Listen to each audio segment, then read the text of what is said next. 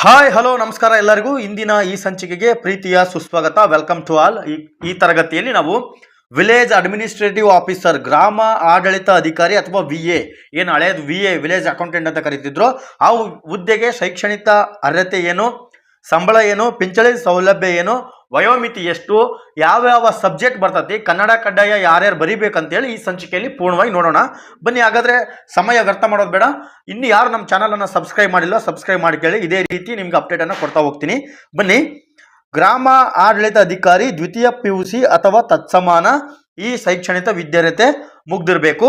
ಸರ್ಕಾರದ ಸುತ್ತೋಲೆ ಸಂಖ್ಯೆ ಸೋ ಅಂಡ್ ಸೋ 2018ರ ಅನ್ವಯ ಈ ಕೆಳಕಂಡ ವಿದ್ಯಾರ್ಹತೆಗಳನ್ನು ತತ್ಸಮಾನವೆಂದು ಆದೇಶಿಸಿದೆ. ನೋಡಿ, 2018ರ ಅನ್ವಯ ಈ ಕೆಳಗೆ ಏನೇನಿದಾವೋ ಇವನ್ನೆಲ್ಲವೂ ಕೂಡ ತತ್ಸಮಾನ ಅಂತೇಳಿ ಆದೇಶವನ್ನು ನೀಡಿದೆ.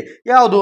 CBSE ಮತ್ತು ICSE ಮಂಡಳಿಯು ನಡೆಸುವ ಕ್ಲಾಸ್ 12ರ ಪರೀಕ್ಷೆ, ಕ್ಲಾಸ್ 12th ಪರೀಕ್ಷೆ, ಇತರ ರಾಜ್ಯ ಸರ್ಕಾರದ ಪರೀಕ್ಷಾ ಮಂಡಳಿಗಳಿಂದ ನಡೆಸುವ ಕ್ಲಾಸ್ 12th ಪರೀಕ್ಷೆ ಅಂದರೆ ಕರ್ನಾಟಕದಲ್ಲಿ ಇತರೆ ಎಲ್ಲ ಸ್ಟೇಟಲ್ಲಿ 12ನೇ ತರಗತಿ ಪರೀಕ್ಷೆ ನಡೆಸ್ತಾರೋ ಅದು ಕೂಡ national institute of open schooling NIOS ವತಿಯಿಂದ ನಡೆಸುವ ಉನ್ನತ ಪ್ರೌಢ ಶಿಕ್ಷಣ ಕೋರ್ಸ್ HSC ನೋಡ್ಕೊಳ್ಳೋಣ ಸರಿ. 3 ವರ್ಷಗಳ ಡಿಪ್ಲೊಮಾ. ನೋಡಿ, ಡಿಪ್ಲೊಮಾದವರು ಸ್ವಲ್ಪ ಇದು ಕ್ಲಾರಿಫೈ ಆಗಲಿ. ಡಿಪ್ಲೊಮೊ ಅಥವಾ 2 ವರ್ಷಗಳ ITI ಕೋರ್ಸ್. ನೋಡಿ, ITI ಕೋರ್ಸ್ ಮುಗಿಸಿದರೂ ಕೂಡ ಈ ಪರೀಕ್ಷೆಯನ್ನು ಬರೀಬಹುದು. ಅಥವಾ 2 ವರ್ಷಗಳ ವೃತ್ತಿ ಶಿಕ್ಷಣ ಡಿಪ್ಲೊಮಾ JOC, JODC, JLDC. ನೋಡಿ, ಇವು 3 ಕೂಡ ಅನ್ವಯ ಆಗುತ್ತೆ. ಅಭ್ಯರ್ಥಿಗಳು NIOS ವತಿಯಿಂದ ನಡೆಸುವ ಒಂದು ಭಾಷಾ ಕೋರ್ಸ್ ಮತ್ತು ಒಂದು ಶೈಕ್ಷಣಿಕ ವಿಷಯದಲ್ಲಿ ಅಂದರೆ ದೂರ ಕಲಿಕೆ ಮಾದರಿಯಲ್ಲಿ ಅಥವಾ ಪದವಿ ಪೂರ್ವ ಮಂಡಳಿಯು ನಡೆಸುವ ಪರೀಕ್ಷೆಯಲ್ಲಿ ಒಂದು ಭಾಷೆ ಮತ್ತು ಒಂದು ವಿಷಯದಲ್ಲಿ ಉತ್ತೀರ್ಣರಾದಲ್ಲಿ ಮಾತ್ರ PUCಗೆ ತತ್ಸಮಾನವೆಂದು ಪರಿಗಣಿಸಬಹುದು. ನೋಡಿ, ಇದನ್ನು ಸ್ವಲ್ಪ ಕ್ಲಿಯರಾಗಿ ಹೇಳ್ತೀನಿ. ನೋಡಿ, NIOS ವತಿಯಿಂದ ನಡೆಸುವ ಒಂದು ಭಾಷಾ, ಒಂದು ಲ್ಯಾಂಗ್ವೇಜ್ ಕೋರ್ಸ್ ಅಥವಾ ಒಂದು ಶೈಕ್ಷಣಿಕ ವಿಷಯದಲ್ಲಿ ಪದವಿ ಪೂರ್ವ ಮಂಡಳಿಯು ನಡೆಸುವ ಪರೀಕ್ಷೆಯಲ್ಲಿ ಒಂದು ಭಾಷೆ ಮತ್ತು ಒಂದು ವಿಷಯದಲ್ಲಿ ಉತ್ತೀರ್ಣರಾದಲ್ಲಿ ಮಾತ್ರ PUCಗೆ ತತ್ಸಮಾನವೆಂದು ಪರಿಗಣಿಸಬಹುದು ಅಂತ ನಿಮಗೆ ಕ್ಲಿಯರಾಗಿ ಗೊತ್ತಾಗಿದೆ. ಇನ್ನು ಪಿಂಚಣಿ ಸೌಲಭ್ಯ ಏನು ಅನ್ನೋದಾದರೆ ನ್ಯಾಷನಲ್ ಪೆನ್ಷನ್ ಸಿಸ್ಟಮ್. ನೋಡಿ, ನ್ಯಾಷನಲ್ ಪೆನ್ಷನ್ ಸಿಸ್ಟಮ್ ಇರುತ್ತೆ. ಇದಕ್ಕೆ ಪಿಂಚಣಿ ಸೌಲಭ್ಯ, ಪಿಂಚಣಿ ರಹಿತ. ಇದು ಹಳೆ 2006ರಲ್ಲಿ ಅಪಾಯಿಂಟ್ ಆದವರಿಗೆ OPS ಇರುತ್ತದೆ, ಓಲ್ಡ್ ಪೆನ್ಷನ್ ಸಿಸ್ಟಮ್ ಇರ್ತದೆ ಅವರಿಗೆ. ಈಗ ಇತ್ತೀಚಿನ ಅಪಾಯಿಂಟ್ ಆದವರಿಗೆ ನ್ಯಾಷನಲ್ ಪೆನ್ಷನ್ ಸಿಸ್ಟಮ್ ಇರುತ್ತೆ, ಪಿಂಚಣಿ ರಹಿತ. ಬನ್ನಿ, ವಯೋಮಿತಿ ಏನು ಹಿಂದಿನ ಬಾರಿ 2024ರಲ್ಲಿ ವಯೋಮಿತಿ ಏನು ಕೊಟ್ಟಿದ್ರು ಅಂತ ನೋಡೋಣ. ಇದು ಮುಂದೆ ಅಪ್ಡೇಟ್ ಆಗ್ಬೋದು. ವಯೋಮಿತಿ ಸಡಿಲಿಕೆ ಆಗುವಂತಹ ಚಾನ್ಸಸ್ಸು 90% ಇದೆ. ವಯೋಮಿತಿ ಸಡಿಲಿಕ್ಕೆ ಅದೇ ಆಗುತ್ತೆ, ಸರ್ಕಾರ ಕೊಡುತ್ತೆ. ಯಾಕಂದರೆ 2.5 ವರ್ಷ 3 ವರ್ಷದಿಂದ ಯಾವುದೇ ನೇಮಕಾತಿ ನಡೆದಿಲ್ಲ. ಹಾಗಾಗಿ ಇದಕ್ಕೂ ಕೂಡ ವಯೋಮಿತಿ 2ರಿಂದ 3 ವರ್ಷ ಸಡಿಲಿಕ್ಕೆ ಆಗೇ ಆಗುತ್ತೆ. ಇದು ನೀವು ಸ್ವಲ್ಪ ಅಬ್ಸರ್ವೇಷನ್ ಮಾಡ್ತಾ ಇರಿ.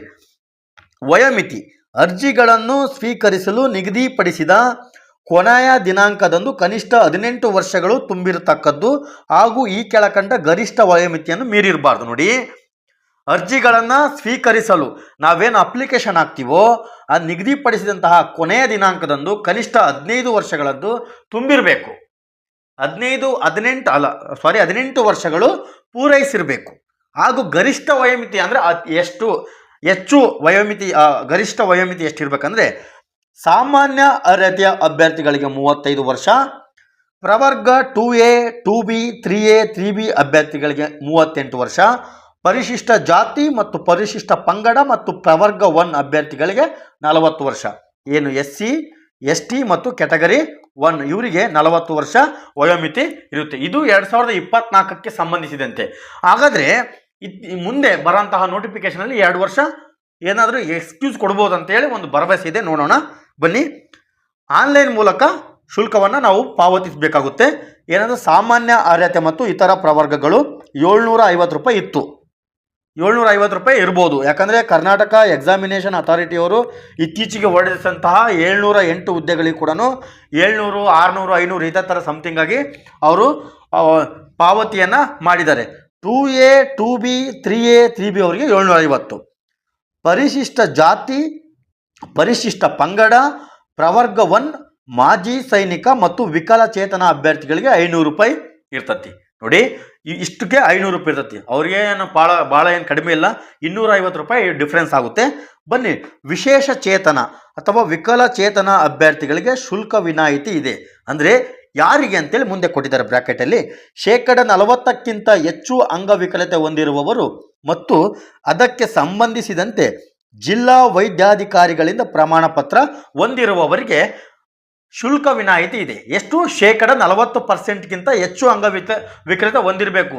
ಅದು ಬರೀ ಪ್ರೂವ್ ಆಗಬೇಕಂದ್ರೆ ಜಿಲ್ಲಾ ವೈದ್ಯಾಧಿಕಾರಿ ಏನು ಡಿಸ್ಟ್ರಿಕ್ಟ್ ಸರ್ಜನ್ಸ್ ಇರ್ತಾರೋ ಅವ್ರ ಹತ್ರ ಪ್ರಮಾಣ ಪತ್ರವನ್ನು ನಾವು ಪಡ್ಕೊಂಡು ಬಂದಿರಬೇಕು. ಹಾಗಾದರೆ ಮುಂದೆ ಇದು ಇಂಪಾರ್ಟೆಂಟ್ ಟಾಪಿಕ್ ಏನಂದರೆ ಸ್ಪರ್ಧಾತ್ಮಕ ಪರೀಕ್ಷಾ ವಿಧಾನ. ನೋಡಿ, ಸ್ಪರ್ಧಾತ್ಮಕ ಪರೀಕ್ಷಾ ವಿಧಾನ ಯಾವ ರೀತಿ ಇರ್ತಂದ್ರೆ ನೀವು ಇದನ್ನು ಸರಿಯಾಗಿ ನೀವು ತಿಳ್ಕೋಬೇಕು. ಮೇಲ್ಕಂಡ ಹುದ್ದೆಗಳಿಗೆ ಸ್ಪರ್ಧಾತ್ಮಕ ಪರೀಕ್ಷೆಯನ್ನು ಆಫ್ಲೈನ್ OMR ಮಾದರಿ, ನೋಡಿ ಆಫ್ಲೈನ್ OMR ಟೈಪ್ ಮೂಲಕ ಪರೀಕ್ಷೆ ನಡೆಸಲಾಗುವುದು. ಆಫ್ಲೈನ್ ಮುಖಾಂತರ ಹೋಗಿ ಎಕ್ಸಾಮ್ ಸೆಂಟ್ರಲ್ಲಿ ನಾವು ಕುಂದಿರ್ತೀವಿ, ನಮಗೆ OMR ಶೀಟ್ ಕೊಡ್ತಾರೆ, ಕ್ವಶನ್ ಪೇಪರ್ ಕೊಡ್ತಾರೆ, ನಾವು ಅದಕ್ಕೆ ಆನ್ಸರನ್ನು ಟಿಕ್ ಮಾಡಬೇಕು, ಅಂದರೆ ರೌಂಡ್ ಅಪ್ ಮಾಡಬೇಕು. ಸ್ಪರ್ಧಾತ್ಮಕ ಪರೀಕ್ಷೆಗಳನ್ನು ರಾಜ್ಯದ ಎಲ್ಲ ಜಿಲ್ಲಾ ಕೇಂದ್ರಗಳಲ್ಲಿ ನಡೆಸಲಾಗುವುದು. ಆಡಳಿತಾತ್ಮಕ ಉದ್ದೇಶದಿಂದ ಜಿಲ್ಲಾ ಪರೀಕ್ಷಾ ಕೇಂದ್ರಗಳು ಬದಲಾವಣೆ ಷರತ್ತಿಗೆ ಒಳಪಟ್ಟಿರ್ತವೆ. ಏನು ಹಾಗಾದರೆ ಏನು ಬದಲಾವಣೆ ಷರತ್ತಿಗೆ ಏನು ಒಳಪಟ್ಟಿರ್ತವೆ ಅಂದರೆ, ಆಕಸ್ಮಿಕವಾಗಿ ಅತಿ ಹೆಚ್ಚು ಮಳೆ ಆಯಿತು, ಆ ಜಿಲ್ಲೆಯಲ್ಲಿ ಆ ಸಿಟಿಯಲ್ಲಿ ಏನಾದರೂ ಪ್ರಾಬ್ಲಮ್ ಆಗಿತ್ತು ಅಂತಂದರೆ ಇದನ್ನು ಬೇರೆ ಜಿಲ್ಲೆಗೆ ಶಿಫ್ಟ್ ಮಾಡ್ಬೋದು. ಅಭ್ಯರ್ಥಿಗಳಿಗೆ ಪರೀಕ್ಷೆಯ ಪ್ರವೇಶ ಪತ್ರವನ್ನು ಪ್ರಾಧಿಕಾರದ ಅಂದರೆ ಕರ್ನಾಟಕ ಎಕ್ಸಾಮಿನೇಷನ್ ಅಥಾರಿಟಿಯ ವೆಬ್ಸೈಟ್ನಿಂದ ಡೌನ್ಲೋಡ್ ಮಾಡಿಕೊಳ್ಳಲು ಪ್ರಕಟಣೆಯ ಮೂಲಕ ತಿಳಿಸಲಾಗುವುದು. ಹಾಗೂ ನೋಡಿ, ಈ ಬಗ್ಗೆ ಮಾಹಿತಿಯನ್ನು ಪ್ರಾಧಿಕಾರದ ವೆಬ್ಸೈಟ್ನಲ್ಲಿಯೂ ಪ್ರಕಟಿಸಲಾಗುವುದು. ಅಭ್ಯರ್ಥಿಗಳು ಕಡ್ಡಾಯವಾಗಿ ಪ್ರವೇಶ ಪತ್ರಗಳನ್ನು ಡೌನ್ಲೋಡ್ ಮಾಡಿಕೊಂಡು ಒಂದು ಮೂಲ ಗುರುತಿನ ಚೀಟಿಯೊಂದಿಗೆ, ಅಂದರೆ ಪಾನ್ ಕಾರ್ಡ್ ಆಗಿರ್ಬೋದು, ಒಂದು ನೀವೆಲ್ಲಾನು ತಗೊಂಡು ಹೋಗ್ಬೇಡಿ, ಅವ್ರು ವಾಪಸ್ ಮತ್ತೆ ಬ್ಯಾಗಲ್ಲಿ ಇಡಿಸ್ತಾರೆ. ಪಾನ್ ಕಾರ್ಡು, ವಾಹನ ಚಾಲನಾ ಪರವಾನಗಿ, Aadhaar card, passport, voter ID, ಸರ್ಕಾರಿ ನೌಕರರ ID, ಇದರಲ್ಲಿ ಒಂದಿದ್ರೆ ಓಕೆ. ಅವ್ರು ಹೇಳಿದ್ದಾರೆ ಒಂದು ಮೂಲ ಗುರುತಿನ ಚೀಟಿಯೊಂದಿಗೆ ಪರೀಕ್ಷಾ ಕೇಂದ್ರಗಳಿಗೆ ಹೋಗಬೇಕು. ತಪ್ಪಿದ್ದಲ್ಲಿ ಪರೀಕ್ಷಾ ಕೇಂದ್ರವನ್ನು ಪ್ರವೇಶಿಸಲು ಅನುಮತಿಸಲಾಗುವುದಿಲ್ಲ. ಯಾವುದಾದ್ರೂ ಒಂದು ID ಕಾರ್ಡ್ ಇಲ್ಲಪ್ಪ, ಗುರುತಿನ ಚೀಟಿ ಇಲ್ಲಾಂದರೆ ಯಾವುದೇ ಕಾರಣಕ್ಕೂ ಪರೀಕ್ಷಾ ಕೇಂದ್ರಕ್ಕೆ ಬಿಡೋದಿಲ್ಲ ಅವರು. ಹಾಗಾಗಿ ಬನ್ನಿ, ಕಡ್ಡಾಯ ಕನ್ನಡ ಪರೀಕ್ಷೆಯನ್ನು ನಾವು ನೋಡೋಣ, ಏನು ಇದ್ರ ರೂಲ್ಸ್ ಅಂತಂದು ಹೇಳಿ. ಕಡ್ಡಾಯ ಕನ್ನಡ ಪರೀಕ್ಷೆ. ಕಡ್ಡಾಯ ಕನ್ನಡ ಭಾಷಾ ಪರೀಕ್ಷೆಯು ಬಹು ಆಯ್ಕೆ ಮಾದರಿ ಪತ್ರಿಕೆಯಾಗಿದ್ದು ಗರಿಷ್ಠ 150 ಅಂಕಗಳನ್ನು ಒಳಗೊಂಡಿರುತ್ತದೆ. ನೋಡಿ, ಗರಿಷ್ಠ 150 ಅಂಕಗಳನ್ನು ಒಳಗೊಂಡಿರುತ್ತದೆ. ಅಭ್ಯರ್ಥಿಗಳು ಇದರಲ್ಲಿ ಅರ್ಹತೆ ಗಳಿಸಲು ಕನಿಷ್ಠ 50 ಅಂಕಗಳನ್ನು ಗಳಿಸತಕ್ಕದ್ದು. ಕನಿಷ್ಠ 50 ಅಂಕಗಳನ್ನು ಗಳಿಸದ ಅಭ್ಯರ್ಥಿಗಳು ಆಯ್ಕೆಗೆ ಅರ್ಹರಾಗಿರುವುದಿಲ್ಲ. ನೋಡಿ, ಇದು 150 ಅಂಕಗಳಿಗೆ ಇರ್ತತಿ. ಇದರಲ್ಲಿ ನೀವು ಕನಿಷ್ಠ 50 ಅಂಕಗಳನ್ನು ಪಡಿಬೇಕು. ಹಂಗಾದರೆ ಮುಂದಿನ ಪರೀಕ್ಷೆಗೆ ನೀವು ಎಲಿಜಿಬಿಲಿಟಿ ಪಡ್ಕೊತೀರ, ಇಲ್ಲಾಂದರೆ ಪಡ್ಕೊಳ್ಳಲ್ಲ. ಅವ್ರು ಕ್ಲಿಯರಾಗಿ ಹೇಳಿದ್ದಾರೆ 50 ಅಂಕ ಪಡೆದ್ರೆ ಮಾತ್ರ ನಿಮಗೆ ಮುಂದಿನ ಪರೀಕ್ಷೆಗೆ ಅರ್ಹರಾಗ್ತೀರಿ, ಇಲ್ಲಾಂದ್ರೆ ಅರ್ಹರಾಗುವುದಿಲ್ಲ ಅಂತ. ಕಡ್ಡಾಯ ಕನ್ನಡ ಭಾಷಾ ಪರೀಕ್ಷೆಯಲ್ಲಿ ಪಡೆದ ಅಂಕಗಳನ್ನು ಹುದ್ದೆಗಳ ಆಯ್ಕೆಗೆ ಪರಿಗಣಿಸಲಾಗುವುದಿಲ್ಲ. ಕ್ಲಿಯರ್ ಆಯ್ತಾ? ಇದು ನಿಮಗೆ ಕ್ಲೀನಾಗಿ ಹೇಳ್ತೀನಿ ನೋಡಿ, ನಿಮಗೆ ಗೊತ್ತಿರಲಿದು.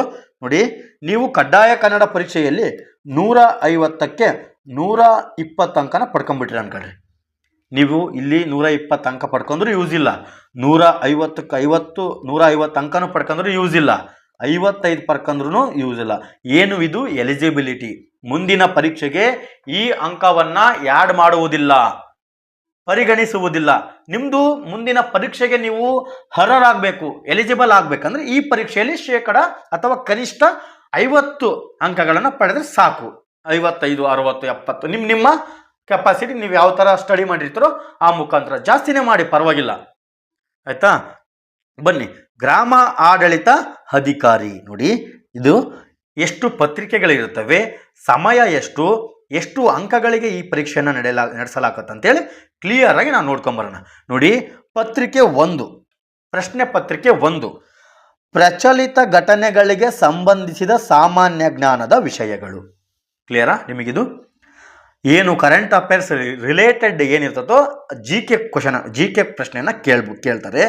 ದೈನಂದಿನ ಗ್ರಹಿಕೆಯ ವಿಷಯಗಳು. ನಾವು ದಿನಚರಿಯಲ್ಲಿ ದಿನನಿತ್ಯದ ನಾವು ನೋಡ್ತಾ ಇರ್ತೀವಿ, ಸಾಮಾನ್ಯವಾಗಿ ಏನಾದ್ರು ನಡೆಯುವಂಥ ಇನ್ಸಿಡೆಂಟ್ ನೋಡ್ತಾ ಇರ್ತೀವಿ. ಎಲ್ಲೋ ಒಂದು ಸ್ಕೂಲಲ್ಲಿ ಬಾಂಬ್ ಇಟ್ಟಿದ್ರು ಅಂತ ಹೇಳಿ ಒಂದು ಸುದ್ದಿ ಆಗ್ತತಿ, ಅಂಥ ಸುದ್ದಿಗಳು ಏನೋ ಆ ದೈನಂದಿನ ಗ್ರಹಿಕೆಯ ವಿಷಯಗಳೇನಿರ್ತಾವೋ ಅದ್ರ ಬಗ್ಗೆ ಕ್ವಶನ್ ಕೇಳ್ತಾರೆ. ಭಾರತದ ಸಂವಿಧಾನದ ಸ್ಥೂಲ ನೋಟದ ವಿಷಯಗಳು ನೋಡಿ. ಭಾರತ ಸಂವಿಧಾನಕ್ಕೆ ಸಂಬಂಧಪಟ್ಟಂತೆ ಎಲ್ಲ ಥರದಲ್ಲೇ ನೀವು ಓದ್ಕೋಬೇಕು. ಮೇಜರ್ ಅಮೆಂಡ್ಮೆಂಟ್ಸ್ ಆಗಿರ್ಬೋದು, ಮತ್ತು ವಿಧಿಗಳಾಗಿರಬಹುದು, ಪಟ್ಟಿಗಳಾಗಿರಬಹುದು, ಆಮೇಲೆ ರಾಜ್ಯ ನಿರ್ದೇಶಕ ತತ್ವಗಳು, ಮೂಲಭೂತ ಕರ್ತವ್ಯಗಳು, ಮೂಲಭೂತ ಹಕ್ಕುಗಳು, ಪೌರತ್ವ ಎಲ್ಲನೂ ನೀವು ನೋಡ್ಕೋಬೇಕಾಗುತ್ತೆ. 4ನೇದು ವಿಶೇಷವಾಗಿ ಕರ್ನಾಟಕಕ್ಕೆ ಸಂಬಂಧಿಸಿದ ಭಾರತದ ಇತಿಹಾಸ. ಅರ್ಥ ಆಯ್ತಾ? ಕರ್ನಾಟಕಕ್ಕೆ ರಿಲೇಟೆಡ್ ಆಗಿರ್ಬೇಕು, ಆದರೆ ಇಂಡಿಯನ್ ಹಿಸ್ಟ್ರಿ ಆಗಿರ್ಬೇಕು ಅದು. ಎಕ್ಸಾಂಪಲ್, ವಿಜಯನಗರ ಸಾಮ್ರಾಜ್ಯ, ರಾಷ್ಟ್ರಕೂಟರು, ಕದಂಬರು, ಮೈಸೂರು ಒಡೆಯರು, ಈ ಥರ ರಿಲೇಟೆಡ್ ಆಗಿ ಭಾರತದ ಇತಿಹಾಸದ ಮೇಲೆ ಪ್ರಶ್ನೆಯನ್ನು ಕೇಳ್ತಾರೆ. ಕರ್ನಾಟಕಕ್ಕೆ ಸಂಬಂಧಿಸಿದಂತೆ ಭಾರತದ ಭೂಗೋಳದ ವಿಷಯಗಳು. ಎಕ್ಸಾಂಪಲ್ಲು ಯಾವುದು? ಪಶ್ಚಿಮ ಘಟ್ಟಗಳು. ಇದು ಇಂಡಿಯನ್ ಜಿಯೋಗ್ರಫಿಲೂ ಬರ್ತದೆ, ಕರ್ನಾಟಕ ಜಿಯೋಗ್ರಫಿಲಿ ಬರುತ್ತೆ. ಈ ಥರ ಪ್ರಶ್ನೆಗಳು ಕೇಳ್ತಾರೆ. ರಾಜ್ಯ ಮತ್ತು ಪ್ರಾದೇಶಿಕ ಆಡಳಿತದ ವಿಷಯ ಕುರಿತುಗಳು ನೋಡಿ. ಯಾವುದು ರಾಜ್ಯ ಮತ್ತು ಪ್ರಾದೇಶಿಕ ಆಡಳಿತ ಅಂದರೆ MLA ಆಗಿರ್ಬೋದು, MLC ಆಗಿರ್ಬೋದು, ಕರ್ನಾಟಕ ವಿಧಾನಸಭೆ, ವಿಧಾನ ಪರಿಷತ್ ಆಗಿರ್ಬೋದು. ಇಲ್ಲಿ ನಡೆಯುವಂತಹ ಆಡಳಿತ ಯಾವ ಥರ ಇರುತ್ತೆ ಅನ್ನೋದ್ರ ಬಗ್ಗೆ ನೀವು ತಿಳ್ಕೊಂಡಿರಬೇಕು.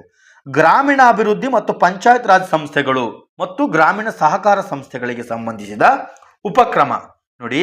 ಗ್ರಾಮೀಣಾಭಿವೃದ್ಧಿ, ಪಂಚಾಯತ್ ರಾಜ್ ಇಲಾಖೆ, ಗ್ರಾಮೀಣ ಸಹಕಾರಿ ಸಂಸ್ಥೆಗಳ ಬಗ್ಗೆ ಮತ್ತು ಕರ್ನಾಟಕದ ಆರ್ಥಿಕತೆ ನೋಡಿ. ಕರ್ನಾಟಕದ ಆರ್ಥಿಕತೆಯ ಅಭಿವೃದ್ಧಿ ಕುರಿತುಗಳನ್ನು ನೀವು ತಿಳ್ಕೋಬೇಕಾಗುತ್ತೆ. ಮತ್ತು ನೆಕ್ಸ್ಟು ಕರ್ನಾಟಕದ ಪರಿಸರ ಸಂಬಂಧಿ ಸಮಸ್ಯೆಗಳು ಮತ್ತು ಅಭಿವೃದ್ಧಿ.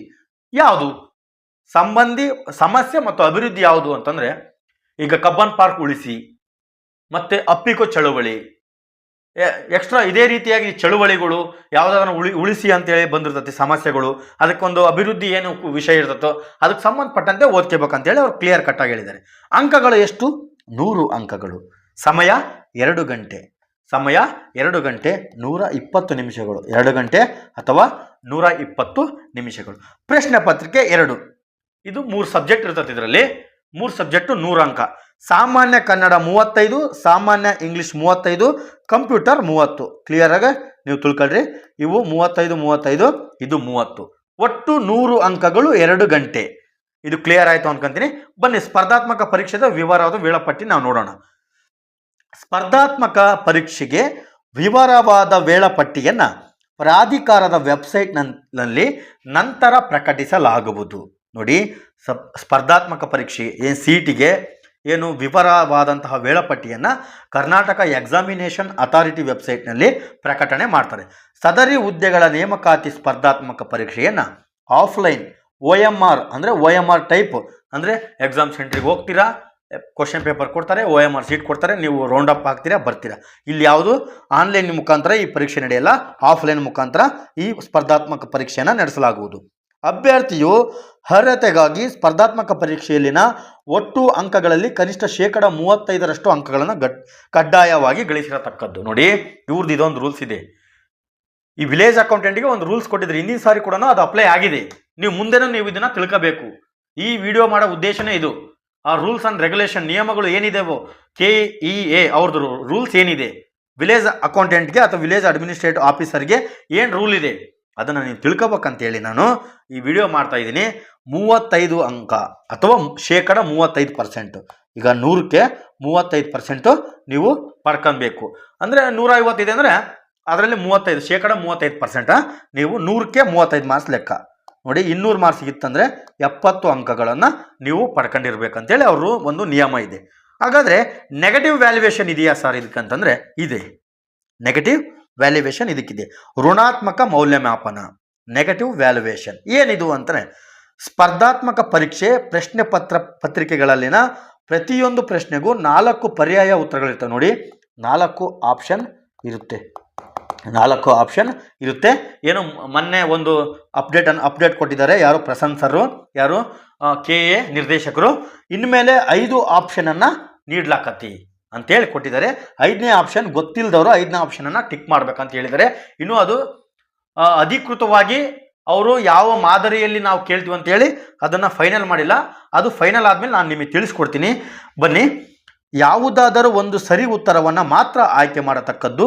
ಪ್ರತಿ ತಪ್ಪು ಉತ್ತರಕ್ಕೆ 4ನೇ 1 ಅಂಶ. ನೋಡಿ, 4ನೇ 1 ಭಾಗದಷ್ಟು ನೀವು ಆಕಸ್ಮಿಕವಾಗಿ 4 ತಪ್ಪು ಉತ್ತರಗಳನ್ನು ನೀವು ಹಾಕಿದ್ರೆ ನಿಮ್ಮ ಸ್ವಂತಿಕೆಯಲ್ಲಿರುವಂತಹ 1 ಅಂಕವನ್ನು ಅವ್ರು ಕಟ್ ಮಾಡ್ತಾರೆ, ಅಂಕಗಳನ್ನು ಕಳೆಯಲಾಗುವುದು. ಸ್ಪರ್ಧಾತ್ಮಕ ಪರೀಕ್ಷೆಯ ಪ್ರಶ್ನೆ ಪತ್ರಿಕೆಗಳು ಕನ್ನಡ ಮತ್ತು ಆಂಗ್ಲ ಭಾಷೆ, ಕನ್ನಡ ಅಂಡ್ ಇಂಗ್ಲಿಷ್ ಎರಡರಲ್ಲೂ ಇರ್ತತಿ. ಕನ್ನಡ ಭಾಷೆಯಲ್ಲಿ ಪ್ರಶ್ನೆಗಳ ಭಾಷಾಂತರದಲ್ಲಿ ಏನಾದರೂ ವ್ಯತ್ಯಾಸ ಕಂಡು ಬಂದಲ್ಲಿ ಅಭ್ಯರ್ಥಿಗಳು ಆಂಗ್ಲ ಭಾಷೆ ಪ್ರಶ್ನೆಗಳನ್ನು ನೋಡುವುದು ಹಾಗೂ ಇದು ಅಂತಿಮ ಆಗಿರುತ್ತದೆ. ನೋಡಿ, ಇದು ಕೂಡ ನೀವು ತಿಳ್ಕೋಬೇಕಾಗುತ್ತೆ. ಇದು ನನಗೆ ಕ್ವಶನ್ ಅರ್ಥ ಆಗಲಿಲ್ಲ, ಇದಕ್ಕೇನಾದರೂ ಗ್ರೇಸ್ ಅಂಕ ಕೊಡ್ತಾರೋ ಅಂತೇಳಿ ನೀವು ನೆಗೆಟಿವ್ ಥಿಂಕಿಂಗನ್ನು ಮಾಡಬೇಡಿ. ಯಾಕಂದರೆ ಅವರು ಕ್ಲಿಯರ್ ಕಟ್ಟಾಗಿ ಇಲ್ಲಿ ಮೆನ್ಷನ್ ಮಾಡಿದ್ದಾರೆ, ಆಂಗ್ಲ ಭಾಷೆಯ ಪ್ರಶ್ನೆಗಳನ್ನು ನೋಡುವುದು ಹಾಗೂ ಇದು ಅಂತಿಮ, ಇದೇ ಫೈನಲ್ ಅಂತ ಹೇಳಿ ಅವರು ಆಲ್ರೆಡಿ ಕ್ಲಿಯರ್ ಕಟ್ಟಾಗಿ ತಿಳಿಸ್ಕೊಟ್ಟು ಬಿಟ್ಟಾರೆ. ಹಾಗಾಗಿ ನೀವು ಇಂಗ್ಲೀಷ್ ವರ್ಷನಲ್ಲಿ ನೀವು ನೋಡಬೇಕಾಗತ್ತೆ ಆ ಕ್ವಶನ್ನ, ನೀವು ಕನ್ನಡದಲ್ಲಿ ಅರ್ಥ ಆಗಿಲ್ಲ ಅಂದರೆ. ಈ ಥರ ವಿಲೇಜ್ ಅಕೌಂಟೆಂಟ್ ಅಥವಾ ವಿಲೇಜ್ ಅಡ್ಮಿನಿಸ್ಟ್ರೇಟಿವ್ ಆಫೀಸರ್, ಗ್ರಾಮ ಆಡಳಿತ ಅಧಿಕಾರಿ ಹುದ್ದೆಗಳ ಈ ಮಾಹಿತಿಯನ್ನು ನೀವು ತಿಳ್ಕೊಬೇಕಾಗುತ್ತೆ. ಮುಂದೆ ಬರುವಂತಹ ಏನು ಆರ್ಥಿಕ ಇಲಾಖೆ 500 ಹುದ್ದೆಗಳಿಗೆ ಏನು ಅನುಮೋದನೆ ನೀಡಿದೆ, ಈ ಇದ್ದಂತಹ ಕಾನೂನು ತೊಡಕುಗಳು ಬಗೆಹರಿದ ತಕ್ಷಣ ಅದು ನೇಮಕಾತಿ ಪ್ರಕ್ರಿಯೆ ಪ್ರಾರಂಭಗೊಳ್ತದೆ. ನಿಮಗೆ ಈ ಎಲ್ಲ ರೂಲ್ಸ್ಗಳು, ಈ ನಿಯಮಗಳು ಗೊತ್ತಿರಲಿಲ್ಲ ಅಂತೇಳಿ ಈ ವಿಡಿಯೋ ಮಾಡಲಾಗಿದೆ. ಈ ವಿಡಿಯೋ ಇಷ್ಟ ಆದರೆ ಒಂದು ಲೈಕ್ ಮಾಡಿ, ಸಬ್ಸ್ಕ್ರೈಬ್ ಮಾಡಿ. ಎಲ್ಲರಿಗೂ ಧನ್ಯವಾದಗಳು, ನಮಸ್ಕಾರ.